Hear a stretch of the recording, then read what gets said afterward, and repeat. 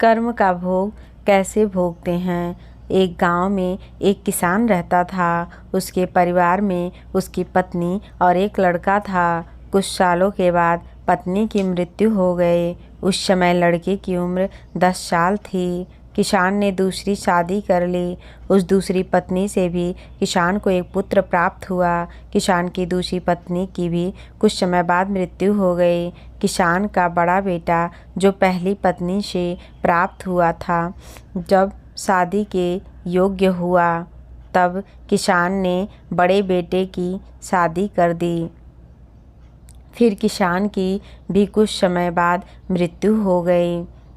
किसान का छोटा बेटा जो दूसरी पत्नी से प्राप्त हुआ था और पहली पत्नी से प्राप्त बड़ा बेटा दोनों साथ साथ रहते थे। कुछ समय बाद किसान के छोटे लड़के की तबीयत खराब रहने लगी। बड़े भाई ने कुछ आस पास के वैद्यों से इलाज करवाया पर कोई राहत ना मिली। छोटे भाई की दिन ब दिन तबीयत बिगड़ती जा रही थी और बहुत खर्च भी हो रहा था। एक दिन बड़े भाई ने अपनी पत्नी से सलाह की कि यदि ये छोटा भाई मर जाए तो हमें इसके इलाज के लिए पैसा खर्च ना करना पड़ेगा और जायदाद में आधा हिस्सा भी नहीं देना पड़ेगा। तब उसकी पत्नी ने कहा कि क्यों नहीं किसी वैद्य से बात करके इसे जहर दे दिया जाए, किसी को पता भी ना चलेगा, किसी रिश्तेदारी में भी कोई शक ना करेगा कि बीमारी से मृत्यु हो गई। बड़े भाई ने ऐसे ही किया। एक वैद्य से बात की कि आप फीस बताओ, ऐसा करना मेरे छोटे बीमार भाई को दवा के बहाने से जहर देना है। वैद्य ने बात मान ली और लड़के को जहर दे दिया। लड़के की मृत्यु हो गई। उसके भाई भाभी ने खुशी मनाई कि रास्ते का कांटा निकल गया, अब सारी संपत्ति अपनी हो गई। उसका अंतिम संस्कार कर दिया गया। कुछ महीनों पश्चात उस किसान के बड़े लड़के की पत्नी को लड़का हुआ।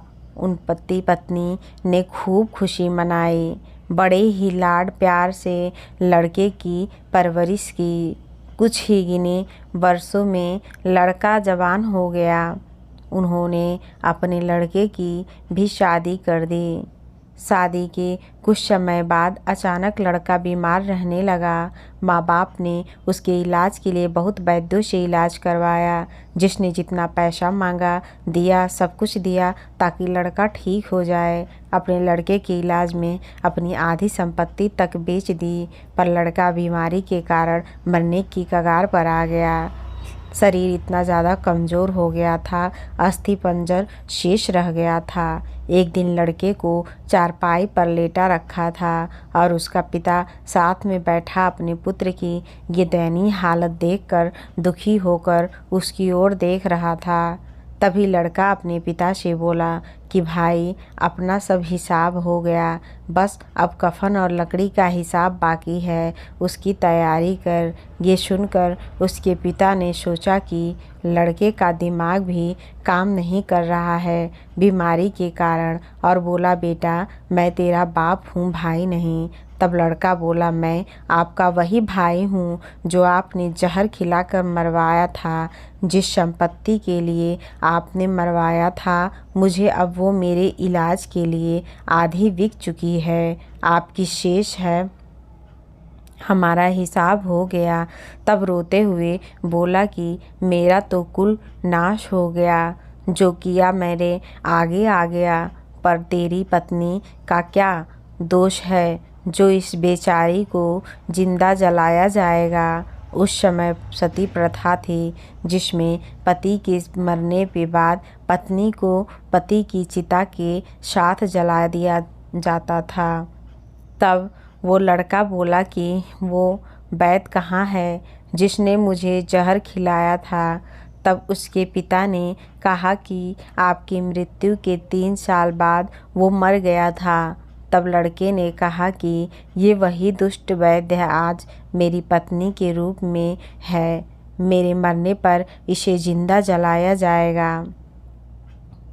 हमारा जीवन तो उतार चढ़ाव से भरा है। इसके पीछे हमारे अपने ही कर्म होते हैं। हम जैसा बोएंगे वैसा ही काटना पड़ेगा। कर्म करोगे तो फल मिलता है, आज नहीं तो कल मिलता है। जितना गहरा अधिक हो कुआं उतना मीठा जल मिलता है। जीवन के हर कठिन प्रश्न का जीवन से ही हल मिलता है। तो दोस्तों, अगर आज की ये स्टोरी अच्छी लगी हो तो हमारे चैनल को लाइक शेयर सब्सक्राइब ज़रूर करें। मिलते हैं नेक्स्ट वीडियो में, तब तक के लिए